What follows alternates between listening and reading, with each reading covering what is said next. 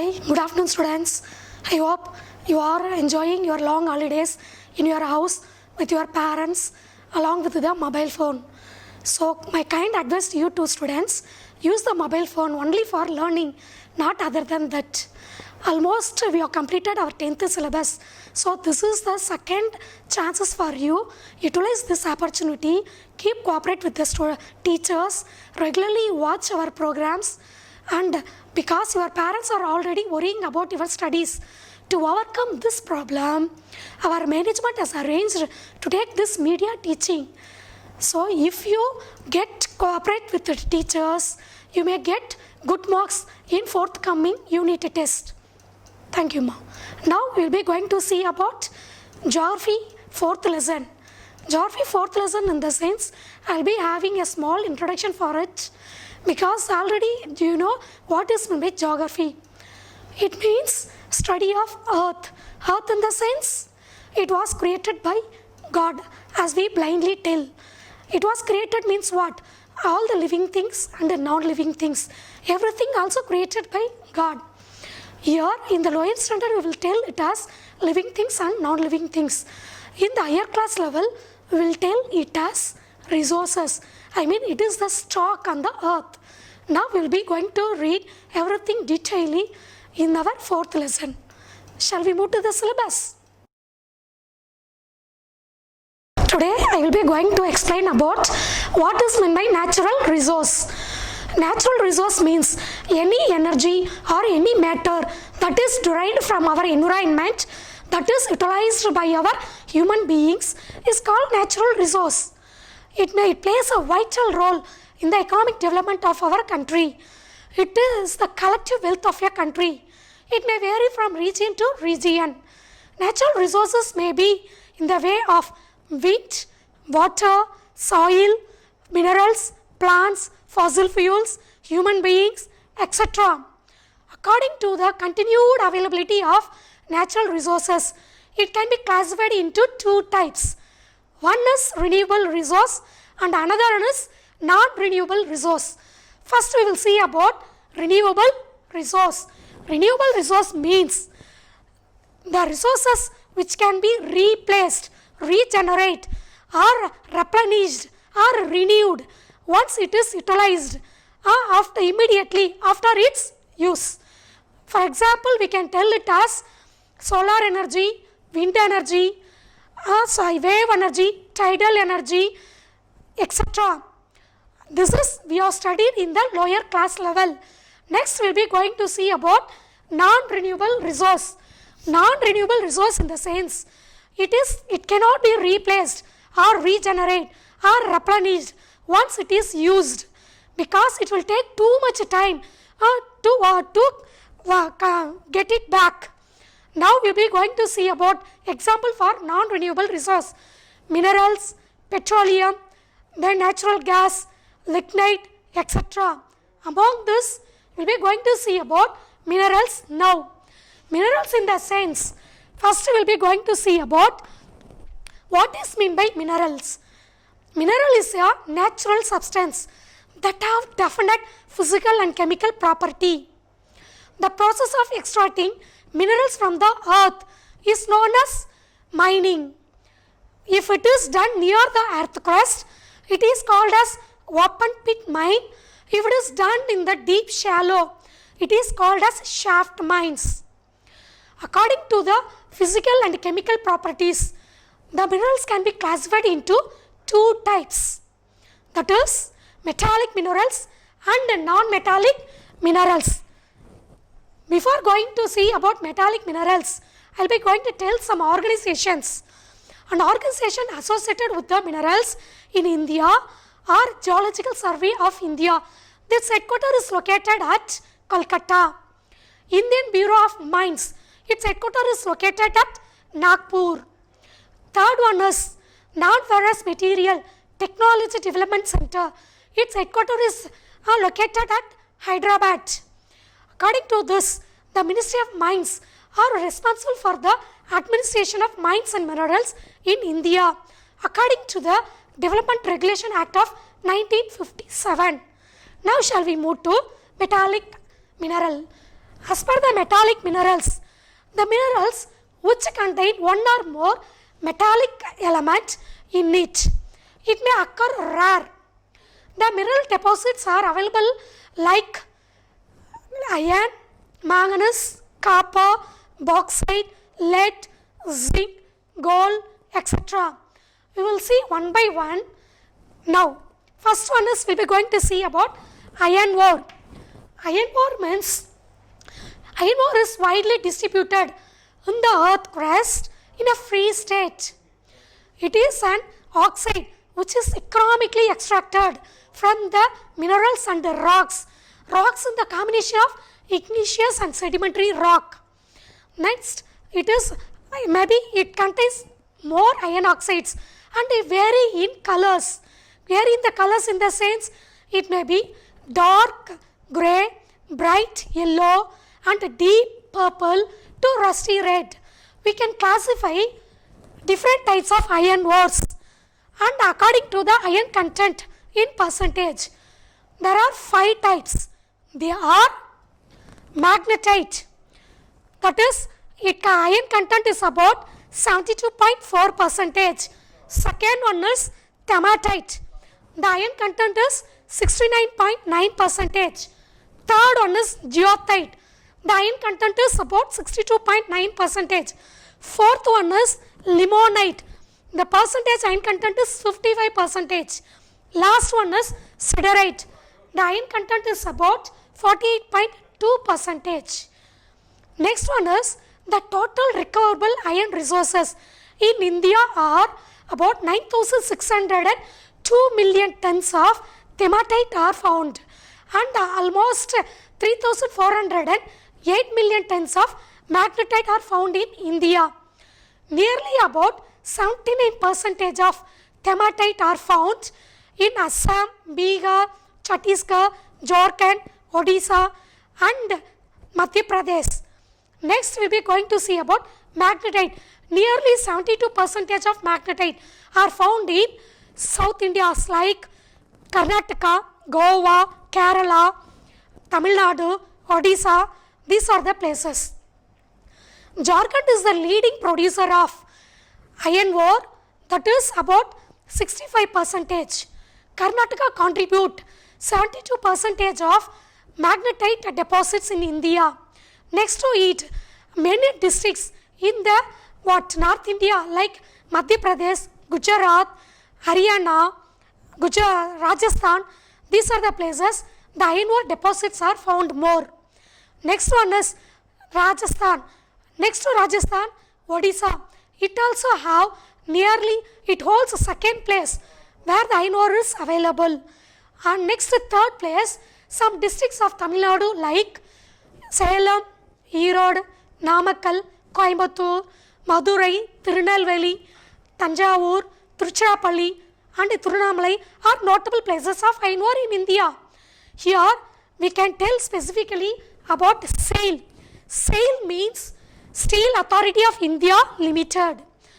It was public owned. It was under the control of Ministry of Mines. It is responsible for planning and development of mines and minerals in India.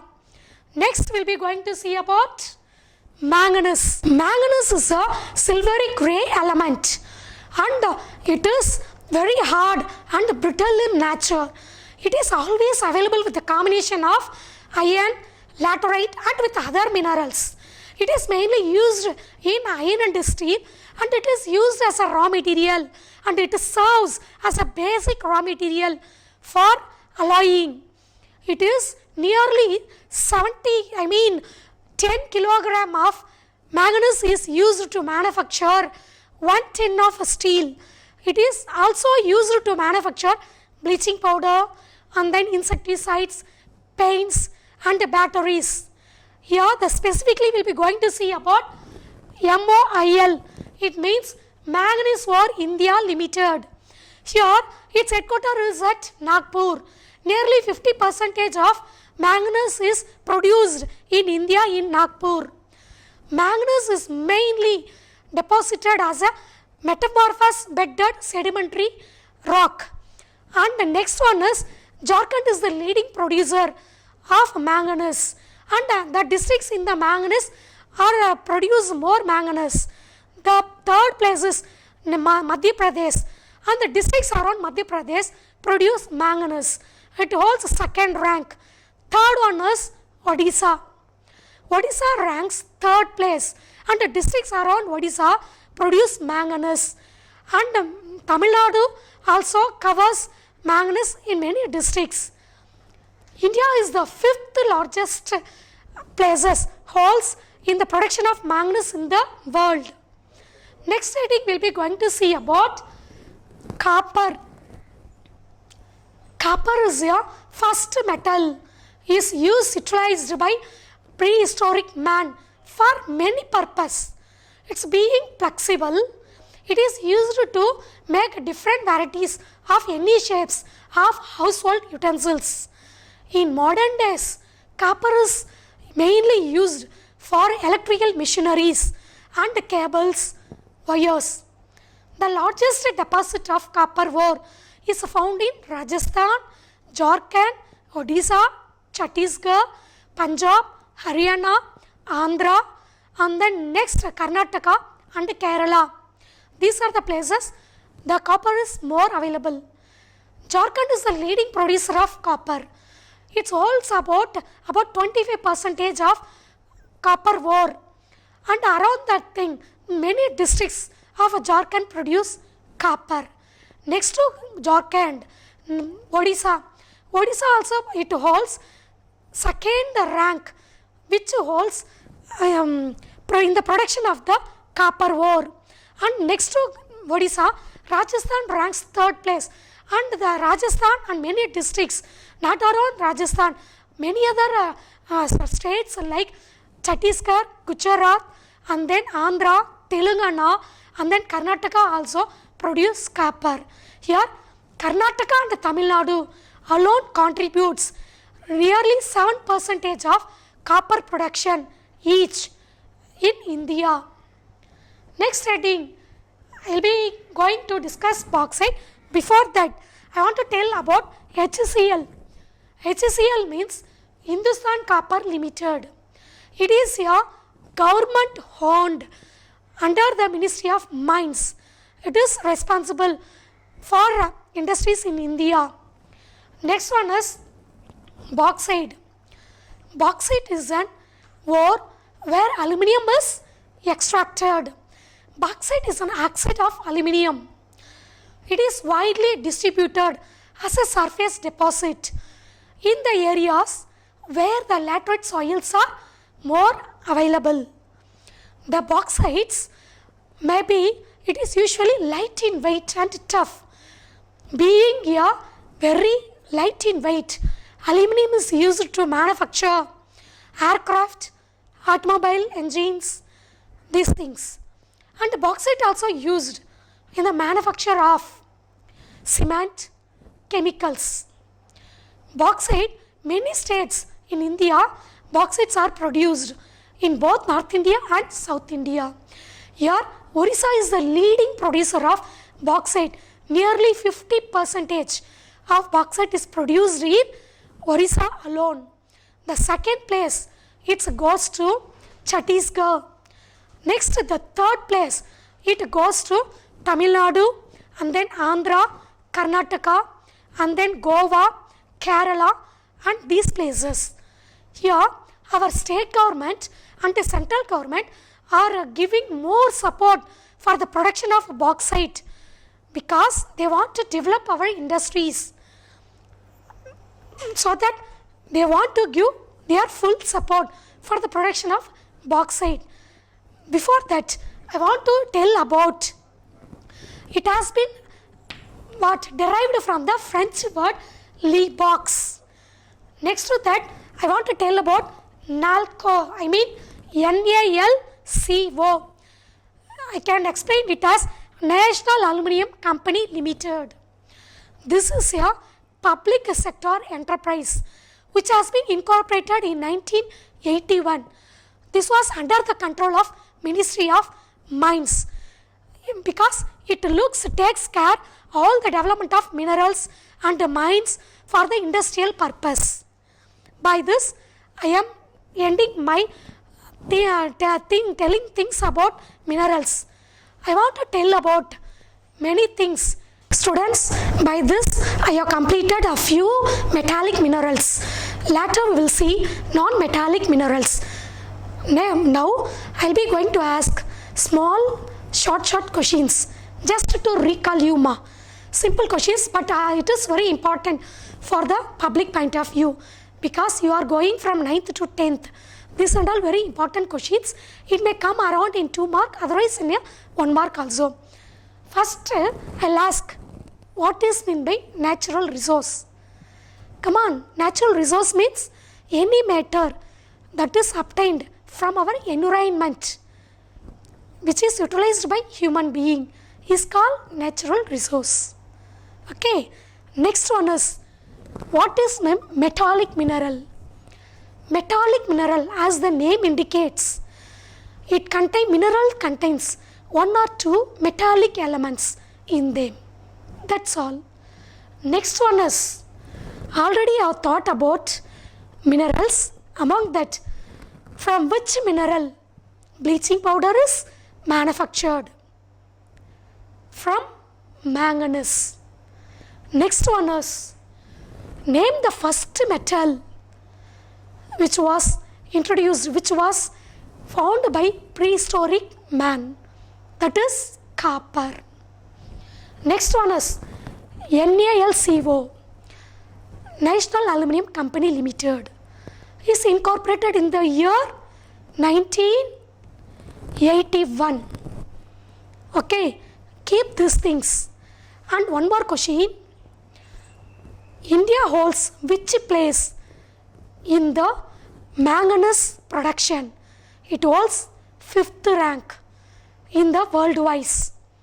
Okay, students, here in this lesson is very important because in geography each lesson is important in the map place. As already we are given map Xerox and we have thought about map in the 9th standard. They will be going to ask about metallic minerals. It is very important. So you should see one thing. You have to keep it in your mind. That is, you have to mark two places for each minerals. Because you should know one thing. Which place is these minerals are available. For example, if they ask iron, you can tell about Assam, Bihar, Chhattisgarh. Any 2 places enough. The same thing, iron, copper, bauxite, and then zinc, gold. You have to keep in mind and mark 2 places in each. So you have to go through the map fully and you have to mark the map. It will be helpful you to practice again and again. So by this I am completing this lesson. You students, please don't waste the time because it's already near the June month. It is the time for unit test. So you always keep in touch with the syllabus. Don't skip the lessons. You watch each and every teacher's teaching and then go through the exercise and you prepare it and come to the school with thoroughly. Okay, prepare and get good marks in forthcoming unit test.